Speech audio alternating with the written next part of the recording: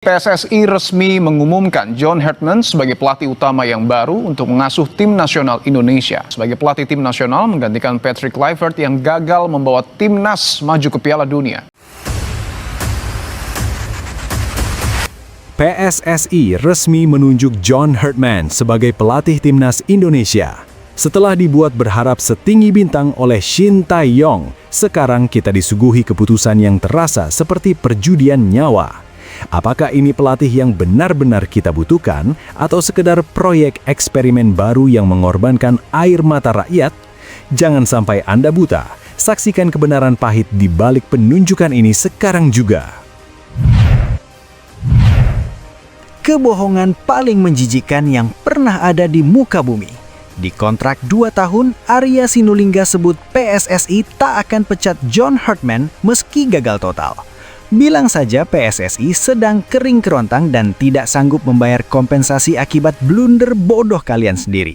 Pakai dalih loyalitas padahal aslinya cuma takut rugi dan gengsi mengakui kegagalan. Mari kita tertawakan komedi federasi ini. Simak video selengkapnya untuk melihat kebobrokan mereka. Drama cuci tangan paling memuakkan sepanjang sejarah peradaban. Erick Thohir ngaku tak ikut campur pilih Hartman. Sungguh pola yang sangat pintar untuk lari dari tanggung jawab saat timnas hancur lebur nanti. Mau lempar batu semuncut tangan agar bisa bilang itu bukan pilihan saya.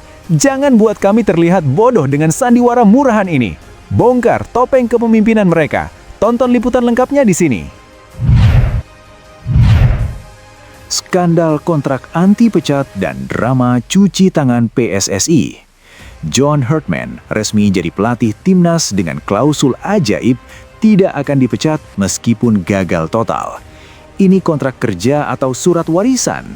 Hasil busuk tapi posisi tetap aman. Logikanya di mana?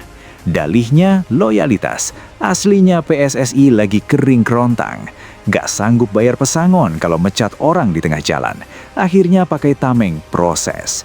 Kalian yang blunder, supporter yang tanggung kecewanya. Drama makin lucu. Pak Ketum mengaku gak ikut campur pilih Hartman. Taktik cuci tangan paling pintar. Kalau menang klaim prestasi, kalau hancur tinggal bilang itu urusan exco. Lempar batu sembunyi tangan. Jangan buat supporter terlihat bodoh. Mana ada ketua umum cuma jadi penonton pas pilih pelatih gaji miliaran. Gengsi setinggi langit, tapi nyali pasang badan cuma setinggi rumput Senayan yang lagi botak. Selamat John Hartman, Anda menang lotre terbesar. Mau kalah tiap minggu, kursi tetap empuk. Selamat juga buat PSSI, juara dunia cabang olahraga lari dari tanggung jawab. Di Indonesia, bola itu bundar, tapi urusan di baliknya selalu bengkok. Stop jualan drama, kita butuh prestasi, bukan komedi birokrasi. Sebelum kita lanjut ke berita lengkapnya, jangan lupa tekan tombol subscribe, like, dan notifikasi channel Bolcast agar kalian gak ketinggalan berita terbarunya.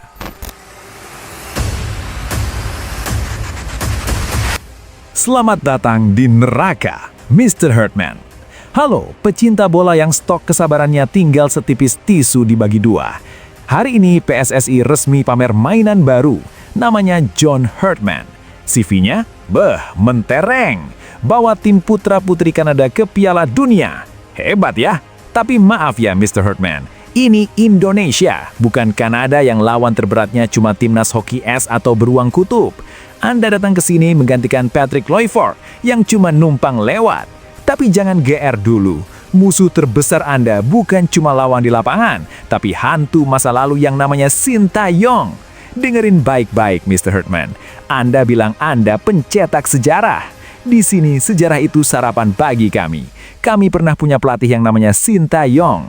Dia nggak cuma bawa tim ke Piala Dunia, dia membangun harga diri bangsa ini dari puing-puing. Dia bikin pemain kita lari sampai muntah. Dia bikin timnas kita ditakuti di Asia, bukan cuma jago kandang di AFF.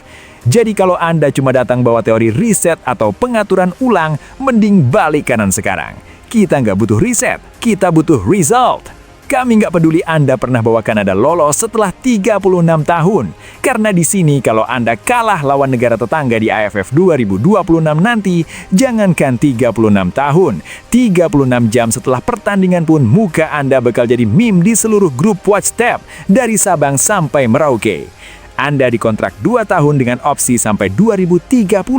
Wah, PSSI optimis banget ya. Atau mungkin mereka cuma lagi linglung? Mr. Herdman, Anda harus tahu, supporter Indonesia itu lebih galak dari istri yang gak dikasih uang belanja. Kalau gaya melatih Anda lembek, kalau skema Anda cuma muter-muter gak jelas, siap-siap saja telinga Anda panas. Ingat, standar kami itu STY. Dia bisa bawa Indonesia terbang tinggi di peringkat FIFA. Kalau Anda cuma bisa bawa peringkat kita jalan di tempat, mending Anda jualan sirup aja di pinggir jalan. Lebih laku. Anda bilang menolak Honduras demi Indonesia? Mungkin karena Anda tahu di Honduras tekanannya cuma parang. Kalau di sini tekanannya adalah jempol netizen yang bisa bikin mental Anda rontok lebih cepat dari daun gugur. Ujian pertama Anda Maret 2026 di GBK. Ingat, rumput GBK itu sakral. Jangan sampai Anda bikin penonton di sana teriak ganti pelatih di menit kelima cuma karena pemain kita bingung mau oper bola kemana.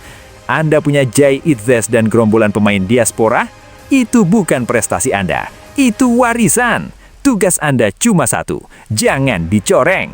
Bawa kami ke perempat final Piala Asia 2027, bawa medali Asian Games 2026.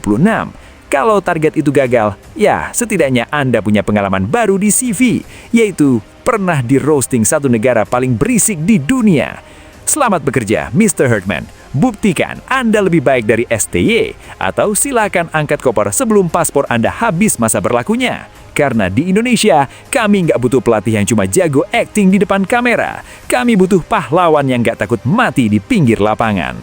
Terima kasih. Dan buat John Herdman, welcome to the jungle. Hope you survive. Kebohongan paling menjijikkan yang pernah ada di muka bumi. Di kontrak 2 tahun, Arya Sinulinga sebut PSSI tak akan pecat John Herdman meski gagal total. Bilang saja PSSI sedang kering kerontang dan tidak sanggup membayar kompensasi akibat blunder bodoh kalian sendiri. Pakai dalih loyalitas padahal aslinya cuma takut rugi dan gengsi mengakui kegagalan. Mari kita tertawakan komedi federasi ini. Simak video selengkapnya untuk melihat kebobrokan mereka. Halo semuanya, sehat? Kayaknya yang nggak sehat cuma satu, logika PSSI. Hari ini ada berita besar. John Herdman resmi jadi pelatih timnas. Oke, tepuk tangan dulu buat CV-nya yang mentereng. Tapi yang bikin saya pengen banting TV itu ada satu klausul sakti. Tidak akan dipecat meskipun gagal. Wah, luar biasa. Ini pelatih bola atau PNS yang sudah punya NIP. Kok bisa-bisanya ada pekerjaan di dunia ini yang kalau hasilnya busuk, posisinya tetap aman? Itu kontrak kerja atau surat warisan? PSSI bilang ini demi loyalitas dan proyek jangka panjang. Pret, ngaku aja kalian itu lagi kering kerontang kan? Dompet lagi cekak, rekening lagi sariawan. Makanya nggak sanggup bayar kompensasi kalau nanti harus mecat orang di tengah jalan. Bilang aja, aduh kalau ini orang kita pecat kita nggak bisa bayar pesangonnya. Ntar kantor kita disita abang. Akhirnya apa? Pakai dalih loyalitas. Itu bukan loyalitas pak, itu terpaksa pasrah karena blunder bodoh kalian sendiri. Ini komedi paling lucu tahun 2026. Bayangin, kalian kerja di kantor setiap hari datang telat, laporan berantakan, klien kabur semua. Tapi bos bilang, gak apa-apa, kamu saya kontrak 2 tahun, gak bakal saya pecat karena saya gengsi ngakuin kalau saya salah pilih karyawan. Itu bukan perusahaan, itu panti asuhan. PSSI ini kayak orang yang beli sepatu kegedean, terus pas lecet dan gak nyaman, bukannya diganti, malah bilang ini desain masa depan, emang sengaja biar kaki saya yang menyesuaikan. Gengsinya setinggi langit, tapi prestasinya masih di bawah tanah. Kalian tahu nggak kenapa mereka berani kasih jaminan anti pecat? Karena mereka tahu kalau mereka ganti pelatih lagi, publik bakal makin sadar kalau yang bermasalah itu bukan pelatihnya, tapi federasinya yang hobi banget koleksi blunder. Jadi, buat John Herdman, selamat ya. Anda baru saja memenangkan lotre terbesar dalam sejarah sepak bola. Anda bisa kalah 10-0 tiap minggu dan kursi Anda tetap empuk. Sementara kita tetap jadi penonton setia sirkus ini. Mari kita tertawakan komedi federasi ini bareng-bareng. Simak video selengkapnya buat lihat gimana kebobrokan manajemen yang dibungkus pakai kata proses. Selamat datang di era baru. Era di mana kegagalan bukan lagi bahan evaluasi, tapi bahan koleksi. Terima kasih. Saya fans timnas Indonesianya STI dan PSSI, tolonglah akting kalian kurang rapi. Drama cuci tangan paling memuakkan sepanjang sejarah peradaban. Erick Thohir ngaku tak ikut campur pilih Herdman. Sungguh pola yang sangat pintar untuk lari dari tanggung jawab saat timnas hancur lebur nanti. Mau lempar batu sembunyi tangan agar bisa bilang itu bukan pilihan saya. Jangan buat kami terlihat bodoh dengan sandiwara murahan ini. Bongkar topeng kepemimpinan mereka. Tonton liputan lengkapnya di sini. Luar biasa. Kasih tepuk tangan dulu buat PSSI. Tahun baru, drama baru, tapi kelakuan tetap kuno. Barusan saya baca berita, katanya Pak Ketum yang terhormat tidak ikut campur dalam pemilihan John Herdman. Wah, ini judul berita atau naskah sulap. Sulap menghilangkan tanggung jawab dalam semalam. Lucu banget sumpah. Pak Erick ini kan orangnya high profile, perfeksionis. Semua urusan dari BUMN sampai urusan bola biasanya dia pantau sampai ke akar-akarnya. Tapi tiba-tiba buat urusan paling krusial, pilih pelatih timnas yang gajinya miliaran, beliau bilang, "Oh, saya nggak ikut-ikutan, itu urusan anak buah saya." Pak, itu bukan namanya delegasi, itu namanya persiapan buat cuci tangan. Ini taktik paling pinter sepanjang sejarah peradaban. Beliau lagi pasang jaring pengaman. Jadi skenarionya gini, kalau besok timnas menang, beliau bakal muncul paling depan di foto, pegang piala sambil bilang, "Ini hasil transformasi saya." Tapi kalau timnas kalah telak, hancur lebur, dipermalukan tetangga, beliau tinggal bilang, "Loh, kan dari awal saya bilang, itu bukan pilihan saya. Tanya aja tuh sama Exco." Haha, sempurna. Lempar batu, sembunyi tangan, tangannya pakai hand sanitizer biar steril dari dosa. Jangan buat kami terlihat bodoh, Pak. Kita ini supporter, bukan figuran di sinetron azab pengurus federasi. Masa kita disuruh percaya kalau ketua umum cuma jadi penonton pas rapat penentuan pelatih? Itu kayak pemilik restoran bilang, "Saya nggak tahu siapa yang masak, saya cuma punya gedungnya." Pas makanannya enak, dia yang terima pujian. Pas pelanggannya keracunan, dia bilang, "Wah, itu urusan koki, saya nggak ikut campur racikannya." Sakit jiwa nggak tuh? Ini sandiwara murahan banget, pakai dalih demokrasi federasi, biar terlihat keren di depan kamera. Padahal aslinya cuma takut rugi reputasi. Beliau ini lagi main aman, mau dapat untungnya, tapi ogah nanggung resikonya. Gengsinya setinggi langit, tapi nyalanya buat pasang badan ternyata cuma setinggi rumput Senayan yang lagi botak. Mari kita tertawakan bareng-bareng komedi birokrasi ini. Bongkar aja topeng kepemimpinannya. Di luar kelihatan gagah, di dalam sibuk cari celah buat kabur kalau kapannya tenggelam. Selamat buat John Herdman, Anda sudah jadi pelatih. Dan selamat buat Pak Ketum, Anda resmi jadi juara dunia dalam cabang olahraga lari dari tanggung jawab. Terima kasih dan ingat, di Indonesia, bola itu bundar, tapi urusan di baliknya selalu bengkok. Kabar menghebohkan datang dari panggung sepak bola global, tepat di awal tahun ini, Sabtu 3 Januari 2026. Presiden FIFA Gianni Infantino tengah menjadi sasaran kecaman dunia setelah mengeluarkan pernyataan kontroversial yang dinilai merendahkan kedaulatan sepak bola di banyak negara. Dalam sebuah forum bertajuk World Sports Summit di Dubai yang berlangsung baru-baru ini, Infantino mengklaim bahwa tanpa keberadaan dan dana dari FIFA, sepak bola tidak akan eksis di setidaknya 150 negara. Awal tahun 2026 seharusnya menjadi masa persiapan penuh kegembiraan menyambut Piala Dunia 2026 di Amerika Serikat, Kanada, dan Meksiko. Namun, suasana tersebut berubah menjadi panas akibat pernyataan Gianni Infantino. Ia membela harga tiket Piala Dunia yang melambung tinggi dengan argumen bahwa pendapatan tersebut sangat krusial bagi kelangsungan sepak bola global. Dalam pidatonya, Infantino menyatakan, "Tanpa FIFA, tidak akan ada sepak bola di 150 negara di dunia. Sepak bola ada karena dan berkat pendapatan yang kami hasilkan dari Piala Dunia, yang kami investasikan kembali ke seluruh dunia." Pernyataan ini seolah memosisikan FIFA bukan sebagai regulator, melainkan sebagai juru selamat atau pemilik tunggal sepak bola. Klaim bahwa 150 negara anggota akan mati secara sepak bola tanpa kucuran dana dari Zurich dianggap sebagai penghinaan terhadap sejarah panjang olahraga ini yang sudah ada jauh sebelum FIFA didirikan pada tahun 1904. Argumen Infantino muncul sebagai respons atas kritik tajam mengenai harga tiket Piala Dunia 2026 yang dianggap tidak masuk akal. Sebagai gambaran, Tiket termurah untuk laga final di New Jersey dilaporkan mencapai angka 3.129 pound sterling atau sekitar 70 juta rupiah.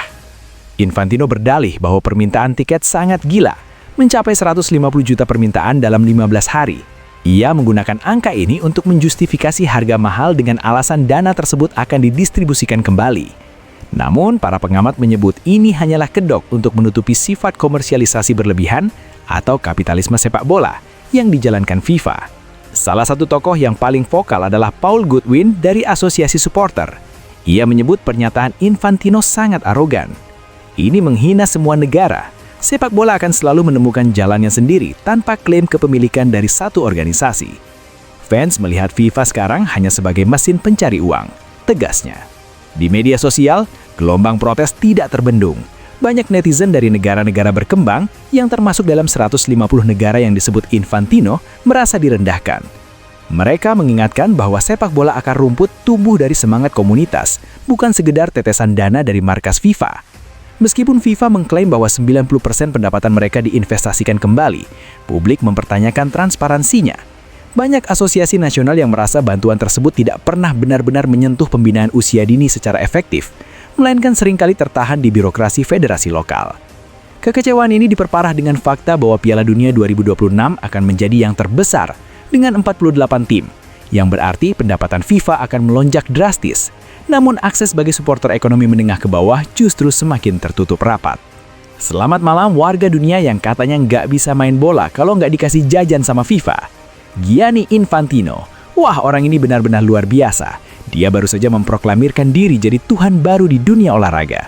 Katanya tanpa FIFA, 150 negara nggak bakal punya sepak bola. Hebat ya? Jadi selama ini kita main bola di ganggang, di lapangan becek, itu semua berkat mujizat dari rekening bank di Zurich. Haha, Pak Gianni, dengerin ya, sepak bola itu ada karena ada bola dan ada orang yang mau lari, bukan karena ada bapak dan koper isinya dolar. Ini logika paling lucu tahun 2026. Dia jual tiket final seharga 1 unit motor NMAX. Terus pas diprotes dia bilang, tenang, uang ini buat nolongin negara miskin kok. Itu mah bukan nolongin, itu namanya merampok fans kelas menengah buat sedekah pakai nama orang lain. 150 negara nggak ada sepak bola tanpa FIFA. Waduh, sombongnya sampai ke awan. Itu sama aja kayak tukang parkir bilang, kalau saya nggak ada, mobil kamu nggak bakal bisa jalan. Lah mobil-mobil saya, bensin-bensin saya, yang nyetir saya, sih itu cuma new fluid pas saya mau keluar doang.